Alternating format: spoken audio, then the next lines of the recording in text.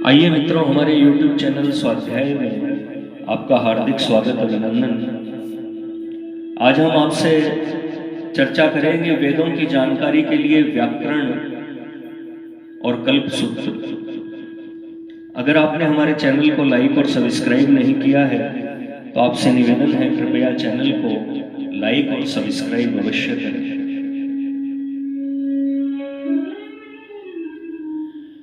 वैदिक शब्दों के अर्थ एवं उनके प्रयोग की पूरी जानकारी के लिए वेदांग आदि शास्त्रों की व्यवस्था मानी गई है।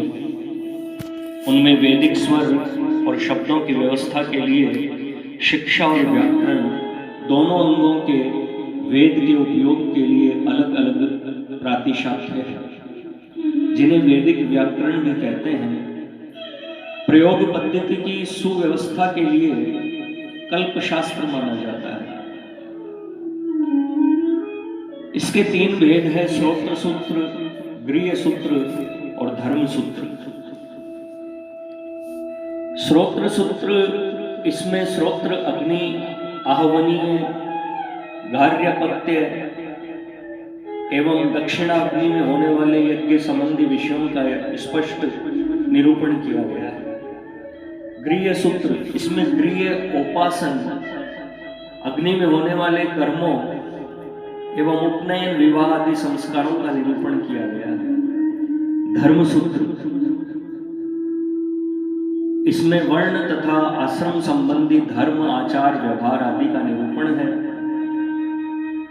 प्रत्येक शाखा के लिए अलग अलग व्याकरण और कल्प सूत्र है, जिससे उस शाखा का पूरा ज्ञान हो जाता है और कर्मानुष्ठान में सुविधा होती है। इस बात को भी ध्यान में रखना चाहिए कि यथार्थ में ज्ञान स्वरूप होते हुए भी वेद कोई वेदांत सूत्र की तरह केवल दार्शनिक ग्रंथ नहीं है, जहाँ केवल आध्यात्मिक चिंतन का ही समावेश हो। ज्ञान भंडार में लौकिक और अलौकिक सभी विषयों का समावेश रहता है और साक्षात या परंपरा से भी सभी विषय परम तत्व की प्राप्ति में सहायक होते हैं। यद्यपि किसी दार्शनिक विषय का सांगोपांग विचार वेद में किसी एक स्थान पर नहीं मिलता, फिर भी छोटे से छोटे तथा बड़े से बड़े तत्वों के स्वरूप का साक्षात दर्शन ऋषियों को हुआ था और वे सब अनुभव वेद में व्यक्त रूप से किसी न किसी स्थान पर वर्णित है। उनमें लौकिक और अलौकिक सभी बातें हैं। स्थूलतम तथा सूक्ष्मतम रूप से भिन्न भिन्न तत्वों का परिचय वेद के अध्ययन से प्राप्त होता है। अतः वेद के संबंध में यह नहीं कहा जा सकता कि वेद का एक ही प्रतिपाद्य विषय है या एक ही दर्शन है या एक ही मंतव्य है। यह तो साक्षात प्राप्त ज्ञान के स्वरूपों का शब्द भंडार है।